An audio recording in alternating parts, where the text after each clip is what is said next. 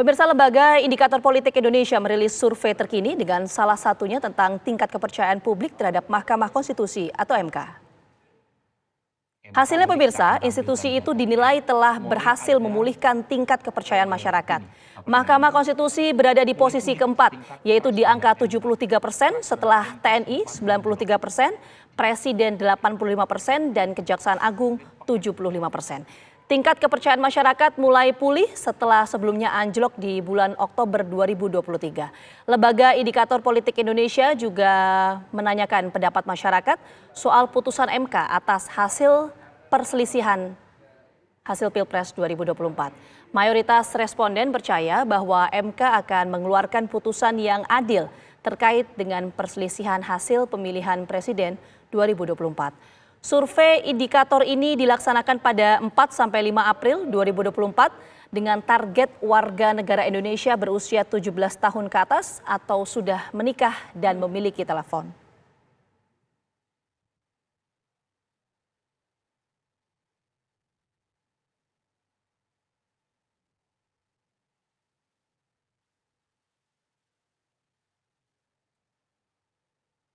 Pemirsa, sengketa hasil Pilpres hingga saat ini masih berproses di Mahkamah Konstitusi. Kubu pasangan calon presiden Anies Baswedan, Muhaimin Iskandar, dan Ganjar Pranowo Mahfud MD mengajukan tuntutan berupa pembatalan hasil Pilpres 2024 dan pemungutan suara ulang karena dugaan kecurangan pemilu serta penyalahgunaan kekuasaan aparat dalam pemilu 2024. Lantas bagaimana pengetahuan dan sikap publik terhadap kasus sengketa Pilpres 2024? Sudah bergabung bersama kami Direktur Eksekutif Indikator Politik Indonesia, Burhanuddin Muhtadi. Selamat petang, Prof. Burhan.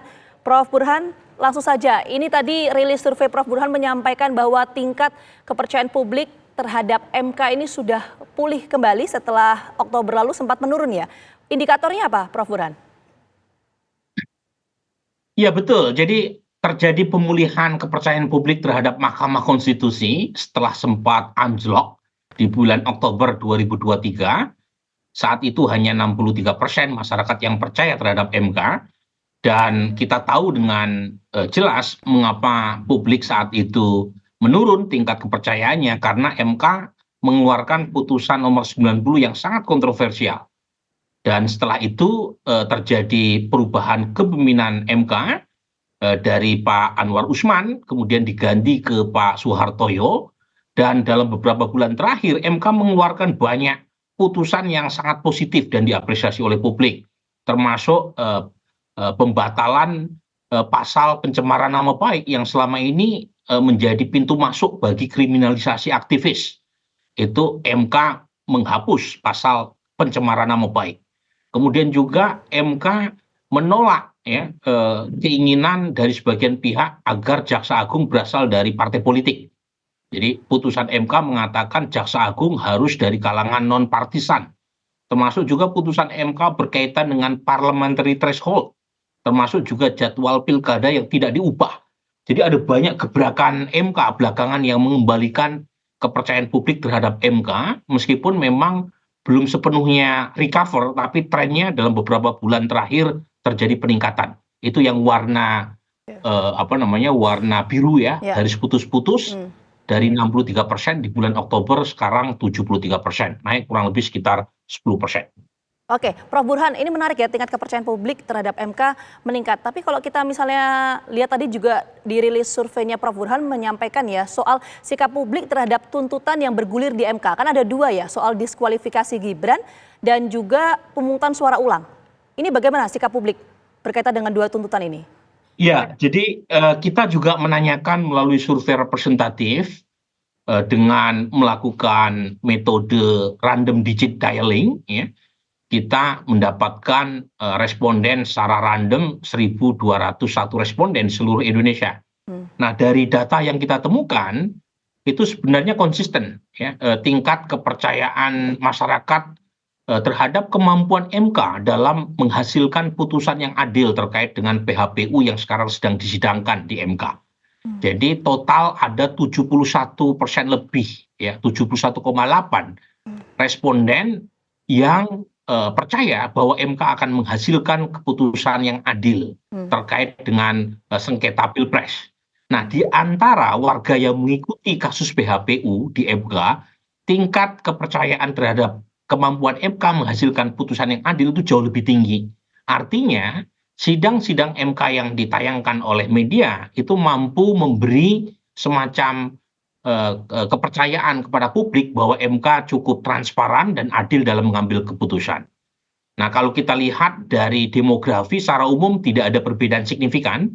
Tingkat kepercayaan across the board datang dari berbagai macam kalangan, tetapi memang tingkat kepercayaan terhadap MK terutama berkaitan dengan kemampuan menghasilkan putusan yang adil itu ada variasi kalau dilihat dari pilihan politik. Nah, jadi ada efek partisan ternyata.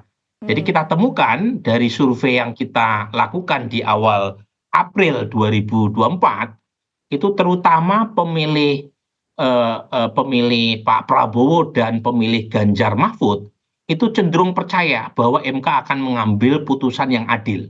Sementara pemilih Anies Baswedan tingkat kepercayaannya rendah di bawah 50%. Nah, yang menarik di sini adalah basis pemilih Ganjar Mahfud. Karena kan elit partainya PDIP terutama itu mengajukan gugatan dan mengkritik keras kan proses yang berlangsung selama pemilu 2024. Tapi basis masa pendukung Mas Ganjar dan Pak Mahfud itu relatif sangat percaya bahwa MK akan mengambil putusan yang adil yang bisa diterima oleh semua kalangan.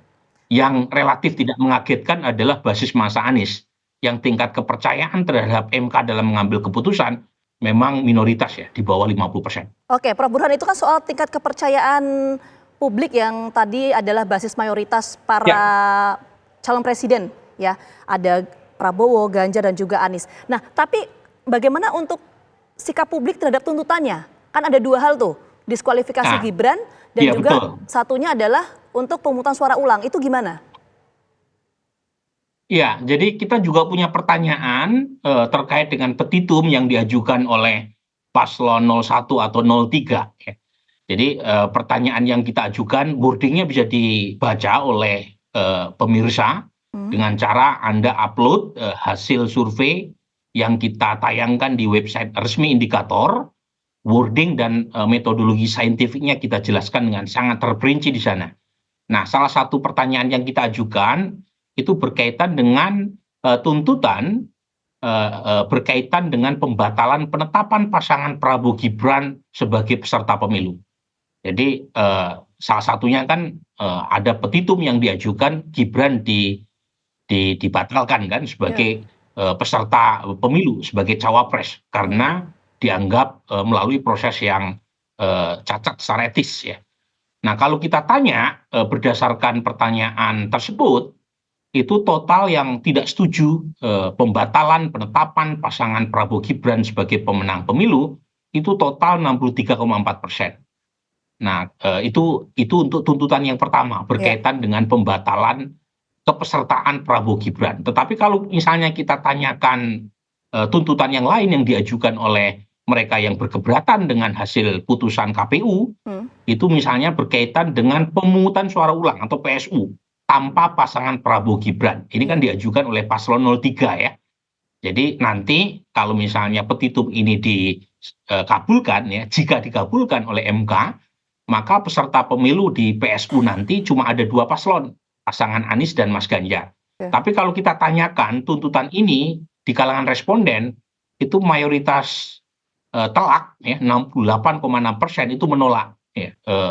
Jika pasangan Prabowo Gibran dibatalkan dan hanya diikuti oleh dua paslon dalam PSU, jika misalnya tuntutan ini dikabulkan. Jadi artinya kalau dari data ini clear sebenarnya, bahkan pendukung PDI Perjuangan sekalipun ya, karena kita punya pertanyaan di 2024 kemarin memilih partai apa saja, kemudian di Pilpres kemarin memilih capres siapa saja, itu kalau efek partisan bekerja seharusnya kan yang tidak setuju terhadap petitum ini kan hanya 58% sesuai dengan jumlah pemilih Prabowo Gibran. Tapi faktanya kan yang tidak setuju terhadap pemungutan suara ulang itu mencapai 68% lebih. Artinya ada sebagian pendukung Anies maupun Ganjar yang juga tidak setuju jika terjadi pemungutan suara ulang dengan meniadakan pasangan Prabowo Gibran.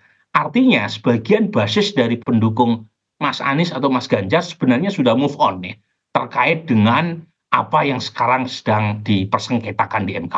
Oke, nah ini menarik. Kalau sebagian basis pendukung dari Anies dan juga Ganjar yang kita tahu adalah dalam hal ini sebagai penggugat, ini kemudian tidak setuju atas dua tuntutan itu, apa yang terjadi sebetulnya, Prof. Burhan? Jadi ada diskoneksi ya antara aspirasi elit dengan aspirasi massa. Oke. Misalnya kita punya pertanyaan pilihan di 2024, memilih partai apa saja. Jadi ada sekitar 19% yang mengaku memilih PD Perjuangan. Dan ketika kita cross tabulasi, basis PD Perjuangan itu 55% tidak setuju PSU, tidak setuju pemungutan suara ulang. Dan hanya 30% yang setuju dengan petitum yang diajukan oleh paslon 03, paslon yang didukung oleh PD Perjuangan. Termasuk Nasdem. Nasdem kan bagian dari pendukung Mas Anies ya.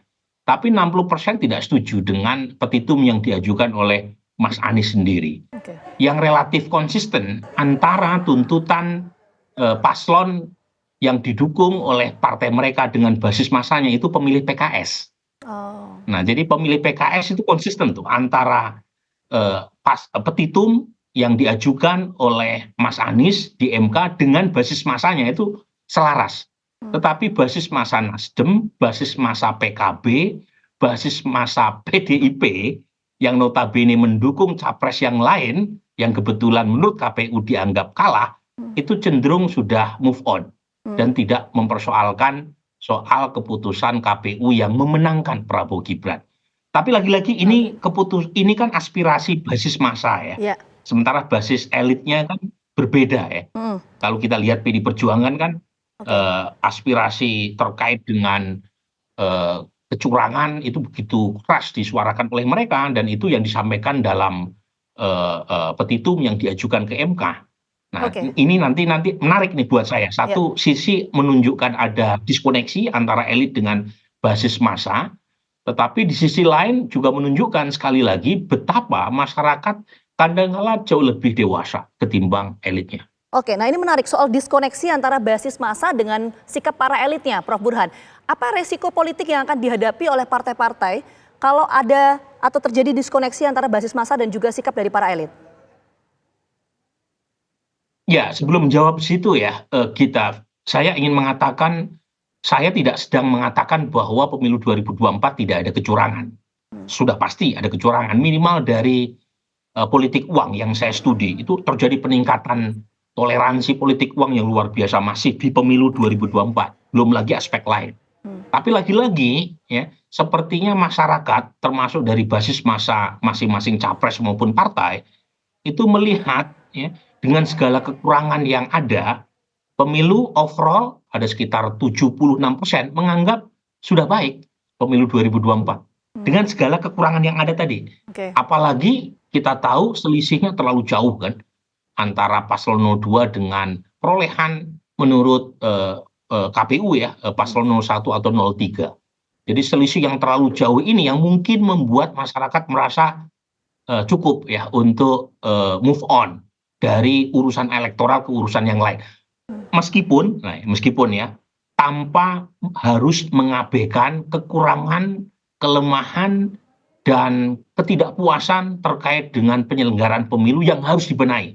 Nah, pada titik ini saya setuju ada hal fundamental yang harus kita benahi supaya kualitas penyelenggaraan pemilu kita makin baik, tetapi ya overall masyarakat menganggap pemilu 2024 overall sudah berjalan baik dengan segala plus minusnya. Ya, itu tingkat kepuasan publik terhadap penyelenggaraan pemilu secara keseluruhan tadi ya, sehingga tadi hasilnya ada 68,6% dan juga 63,4% yang nggak setuju kalau dua tuntutan itu dikabulkan lah, kurang lebih seperti itu. Nah, tapi tadi pertanyaan saya belum terjawab, Prof.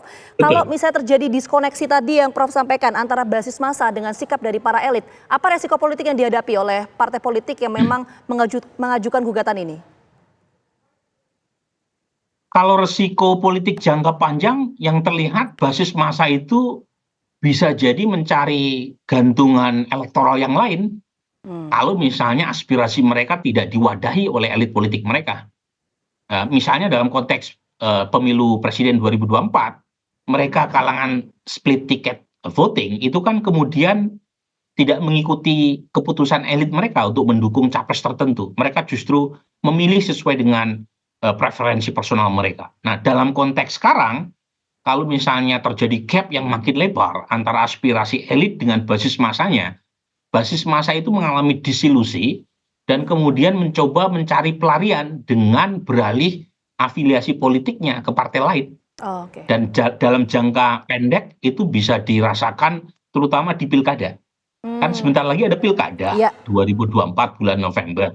Kalau misalnya basis massa partai-partai tadi yang merasa aspirasinya terkait dengan isu ini tidak diakomodasi oleh elit partai mereka masing-masing dan elit partai mereka masih sibuk dengan urusan kepentingan politik masing-masing elit, ya mereka bisa melakukan tanda kutip semacam pemberontakan dengan memilih calon kepala daerah yang tidak diusung oleh partai mereka sendiri. Oke. Dan itu akan menjadi kerugian kedua Oke, yang baik. dialami oleh partai-partai yang tidak mendengar aspirasi basis konstituennya. Akan mempengaruhi soliditas di internal partai, kurang lebih seperti itu. Sekali lagi terima kasih banyak Prof. Burhan atas Termasuk itu. waktunya sudah bergabung sama kami di Garda Petang. Sehat selalu. Makasih, selamat Hari Kartini buat Selamat Hari Kartini. Gina Terima Vita kasih dan Prof. semuanya. Burhan.